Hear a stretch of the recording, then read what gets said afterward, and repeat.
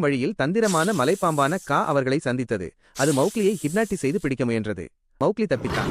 அவர்கள் தங்கள் பயணத்தை தொடர்ந்தபோது கிங் லூயி என்ற ஓரங்குட்டான் தலைமையிலான ஒரு குரங்குகளின் குழுவால் மௌக்லி பிடித்துச் செல்லப்பட்டான். மனிதர்களால் மட்டுமே செய்யக்கூடிய நெருப்பை எப்படி உருவாக்குவது என்பதை மௌக்லி தனக்கு கற்றுக் கொடுக்க வேண்டும் என்று கிங் லூயி விரும்பியது. தந்திரமான குரங்குகளிடமிருந்து மௌக்லியை காப்பாற்ற பாலுவும் பகீராவும் ஒன்றாகச் சேர்ந்து பணியாற்றின. அவர்கள் பாதுகாப்பாக இருப்பதாக நினைத்தபோது மௌக்லியை தாக்க தயாராக ஷேர்கான் தோன்றியது. அதைத் தொடர்ந்து ஒரு கடுமையான சண்டை நடந்தது. மௌக்லி தனது நண்பர்களின் உதவியுடன் புலியை கவுண்டர் சாமர்த்தியத்தால் வென்றான். அவன் நெருப்பை பயன்படுத்தி ஷேர்கானை பயமுறுத்தி விரட்டினான். இதன் மூலம் அவன் தன்னைத்தானே பாதுகாத்துக் கொள்ள முடியும் என்பதை காட்டினான். வெற்றி பெற்ற போதிலும் மௌக்லி இனி காட்டில் தங்க முடியாது என்பதை அறிந்திருந்தான். இறுதியாக அவன் மனித கிராமத்தின் விளிம்பை அடைந்தான். அங்கே சாந்தி என்ற இளம்பெண் ஆற்றில் தண்ணீர் எடுத்துக் கொண்டிருப்பதைக் கண்டான். மேலும் அவளை பின்தொடர்ந்து கிராமத்திற்குள் செல்ல முடிவு செய்தான். மௌக்லி கிராம மக்களால் அன்புடன் வரவேற்கப்பட்டான் மற்றும் விரைவில் தனது புதிய வாழ்க்கைக்கு பழக்கப்படுத்திக் கொண்டான். அவன் தனது காட்டு நண்பர்களை ஒருபோதும் மறக்கவில்லை. மேலும் அவர்களை பார்க்க அடிக்கடி காட்டின் விளிம்பிற்குச் சென்றான்.